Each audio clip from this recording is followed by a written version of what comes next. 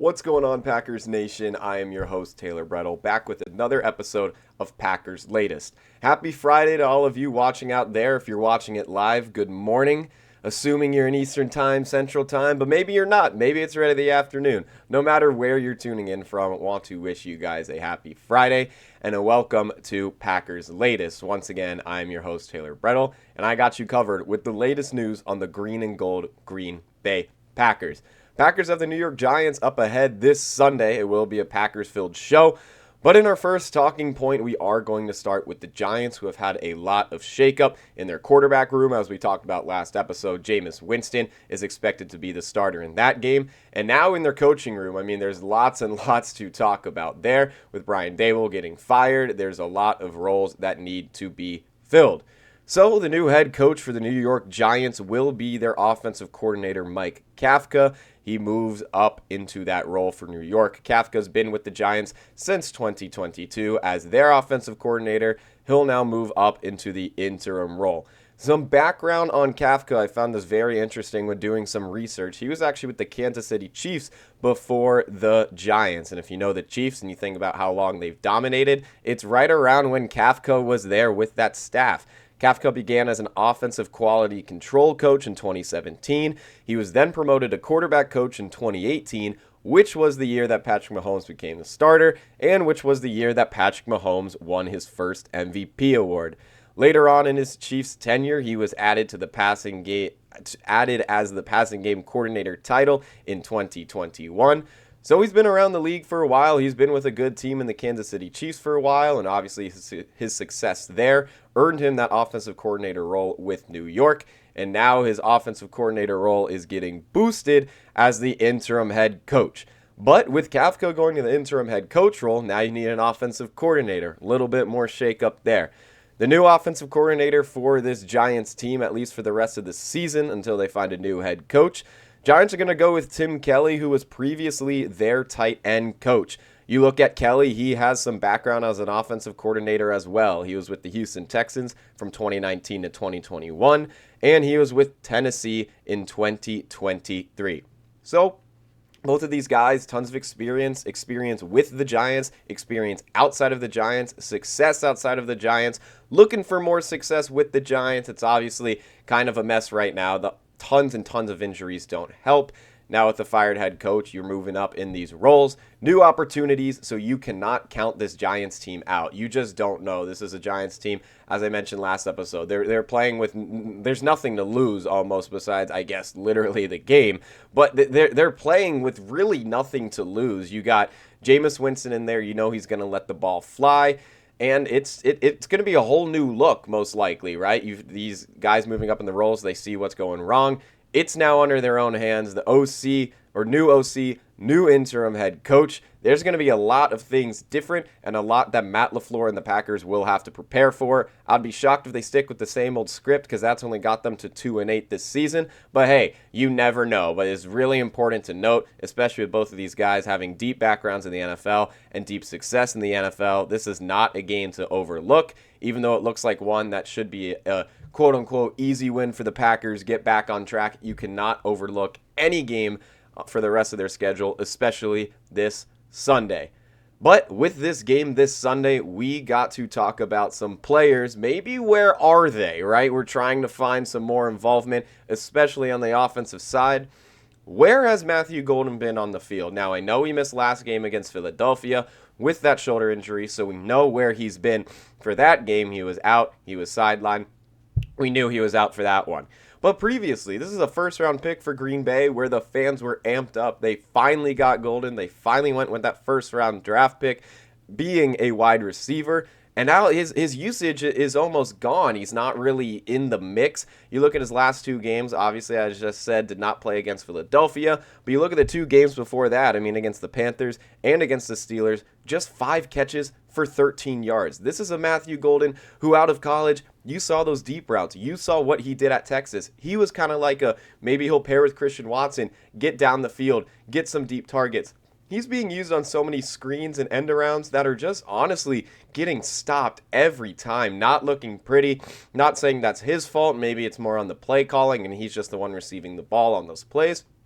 But they got to get Matthew Golden way more involved. You don't draft a first-round wide receiver to run him on some negative yard plays or just a couple of yards. Once more, 5 catches for 13 yards in his last 2 games. On the season, just 23 catches for 262 yards. So it shows that deep threat ability. That's about 11 and a half yards per reception. But he's been rather quiet. Like, he's just not there. He's not getting involved. And this is a Packers wide receiver room that has been dinged up a little bit. Obviously, he was one of those ones dinged up. But you look at Jaden Reed's been out since week 2. You thought that might give Golden a reason to step up, get more involved. And he's really, like, he's there, but he's not there like many expected. And, you know, maybe you're not expecting him to be the wide receiver 1 on this team, but you're expecting him to get a good amount of receptions. He obviously leads a couple of guys. Like, he's a little bit above Wicks, but he's clearly below Romeo Doubs. And now with Christian Watson back, he clearly sits behind him. But Matthew Golden's got to get involved. And I think this goes back to the conversation I had last episode with the lack of play action plays the Packers are calling. I feel like Golden will be really good on a play action. Once again, that week 2 game where Jaden Reed got hurt, Packers ran a lot of that. And Matthew Golden, if you look at the final box score, it looks like he didn't do much, but man, Jordan Love missed him on 2 passes that could have resulted in big plays. One of them could have maybe been his first career touchdown, which that is to note as well. Matthew Golden doesn't even have a touchdown in the NFL yet. But they got to get him more involved, and I think this is a big reason, like I just said, with the play action, not getting anything really deep developing, and now with Christian Watson back, it seems like those deep plays are going to go to him more, but you got to find something to do with Matthew Golden. This cannot be a talent that you just have on the roster. This needs to be a talent that you prioritize, and prioritize him outside of punt returns. I know they tried him there, but I know when Matthew Golden got drafted to Green Bay, he's not thinking he's going to return some punts and run some end around. So they got to get Golden involved. They got to get him down the field. They got to get those big receptions. I know I make it sound easier said than done, but this is something that has to happen in Green Bay, especially for an offense struggling, looking to bounce back against New York. But let's turn it over away from the offense to the defense. Big news for Green Bay. Lucas Van Ness is back at practice. He obtained an injury and has not played since October 12th, and it is nice to see him back in practice. A huge need. This Green Bay defense has been great, don't get me wrong, but you look at last game against the Eagles, played phenomenal in that one. The one thing I would say that wasn't great, they could not get a single pressure at all. They didn't get a single sack in that game. There was some stat like, I'm trying to remember what it was, but it was about the lack of pressure or maybe not getting a sack for the first time in however many games.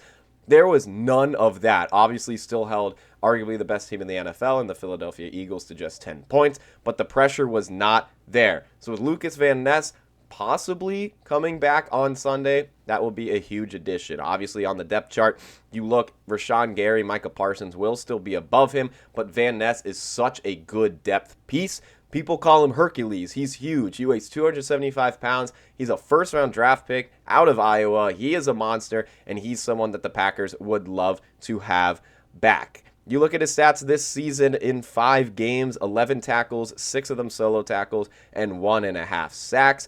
That'll just be such a nice piece if he is fully good to go on Sunday. We'll get into that in later episodes the closer we get to game day. But once more, he practiced for the first time since October 12th because of that foot injury, and it'll just be so nice to have him back. Maybe he can be the guy to step up, get more pressure on the quarterback, on Jameis Winston. He's a little bit older. He's not a super mobile quarterback like Jalen Hurts, who the Packers just faced.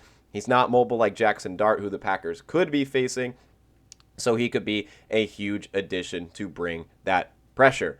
But with that pressure that Green Bay can bring, that might make Jameis Winston panic, even when he's throwing the football, if he doesn't tuck and run it, and he might panic, might fling it, but who's going to be there to defend it? We look at the cornerback room, and Green Bay continues to battle with injuries with their corners. This is the weak spot, I would call it, on the defense. They have played great, but when you just look at the depth the position holds, it is rather thin. Keyshawn Nixon's in there, Carrington Valentine's in there. Then you got Nate Hobbs, new addition from Las Vegas. He hasn't really been great, and he is the only guy on this Packers injury report that did not practice on both Wednesday and Thursday. He's battling an injury himself. So you look at the corner room without him, it's Keyshawn Nixon, Carrington Valentine, as I mentioned.